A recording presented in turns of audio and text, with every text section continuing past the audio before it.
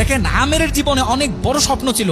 সে হজ করতে যাবে, সে কাবাগর তাওয়াফ করবে, এটা তার স্বপ্ন ছিল। এবং গত পরশুদিনই তার হজের ফ্লাইট ছিল। সে যখন এয়ারপোর্টে আসলো, পাসপোর্টে নিরাপত্তাজনিত কিছু সমস্যার কারণে তাকে একটু দাঁড় করিয়ে রাখা হলো। সমস্যার সমাধান যখন হলো, তাকে যখন ছেড়ে দেওয়া হলো, তখন আসলে অনেক দেরি হয়ে গেছে। কারণ আমেরের সাথে অন্যান্য যে হজ যাত্রী, তারা এতক্ষণে বিমানে উঠে গেছে এবং বিমানের দরজা ভিতর থেকে বন্ধ করে দেওয়া হয়েছে। তখন সেই এয়ারপোর্টের অফিসাররা সেই পাইলটের সাথে কথা বললো, পাইলটের সাথে যোগাযোগ করলো, পাইলটকে বলল যে দেখেন, একজন হজ যাত্রী নিরাপত্তাজনিত কিছু সমস্যার কারণে বিমানে উঠতে একটু দেরি হয়ে গেছে, তাকে একটু বিমানে উঠিয়ে নেন। সে বিমানে উঠতে পারে নাই।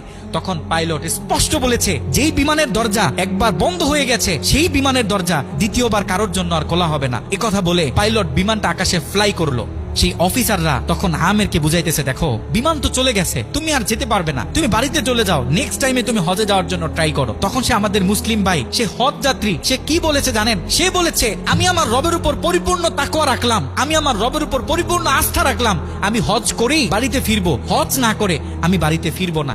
কথা বলে সে এয়ারপোর্টে দাঁড়িয়ে রইল। ঠিক কতক্ষণ পর সেই বিমান থেকে এয়ারপোর্টে মেসেজ করা হলো যে বিমানের ভিতরে যান্ত্রিক সমস্যা দেখা গিয়েছে, খুব ইমার্জেন্সি, বিমানটা সেই এয়ারপোর্টে ল্যান্ড করতে হবে। বিমানটা যখন এয়ারপোর্টে ল্যান্ড করা হলো, যান্ত্রিক যে ত্রুটি, এই ত্রুটিগুলো যখন সমস্যা সমাধান করা হচ্ছে, তখন সেই অফিসাররা সেই পাইলটের সাথে কথা বলেছে যে দেখেন, কোনোভাবে এই যাত্রীটা একটু নেওয়া যায় কিনা। সে তো হজ করার উদ্দেশ্যে বাড়ি থেকে বের হয়েছে, সে তো বাড়িতে যেতে চাচ্ছে না, হজ না করে তাকে একটু নিয়ে নেন।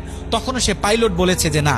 কথা বলে সে পাইলট আবারও বিমানটা আকাশে ফ্লাই করালো। তখনও সে অফিসাররা আমেরকে গিয়ে বোঝাচ্ছে। আমের তখনও বলতেছে, আমার রবের উপর আমার পূর্ণ আস্থা আছে, আমি তো আমার রবকে চিনি, সে আমাকে হতাশ করবে না, সে আমার মনের আশা রাখবে, আমি হজ করেই বাড়িতে ফিরবো।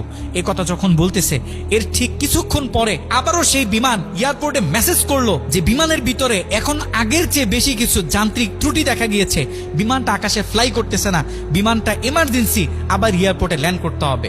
বিমানটা যখন এয়ারপোর্টে ল্যান্ড করলো, তখন সে পাইলট নিজে বিমান থেকে নেমে সে অফিসারদেরকে বলতেছে, সেই হজ যাত্রী কই, যাকে ছাড়া আমরা মক্কার উদ্দেশ্যে রওনা দিলাম, তাকে আমার হাতে তুলে দেন। আমি যতটুকু বুঝতেছি, তাকে ছাড়া এই বিমান যতবারই আমরা আকাশে ফ্লাই করব, মক্কার উদ্দেশ্যে রওনা হব, আমার মনে হয় না যে এই বিমান স্বাভাবিকভাবে মক্কাতে গিয়ে পৌঁছাবে। তখন সে পাইলট সে আমেরের হাত ধরে নিজে নিয়ে সে বিমানের ভিতরে বসিয়ে দিল। দেখেন, আল্লাহ পাক তো স্পষ্ট বলতেছে, ওয়ামান ইয়াতাওয়াক্কাল আলাল্লাহি ফাহুয়া হাসবুহ, যে আমি আল্লাহর উপর তাওয়াক্কুল করবে, তার জন্য আমি যথেষ্ট, যত বড় বিপদ হোক। যখন আপনি আল্লাহর উপর তাওয়াক্কুল করবেন, তখন আল্লাহ পাকের পক্ষ থেকে আপনার উপর যে বারাকা, যে ব্লেসিং গুলো আছে, এগুলো তখন আল্লাহ পাক বাড়িয়ে দিবে।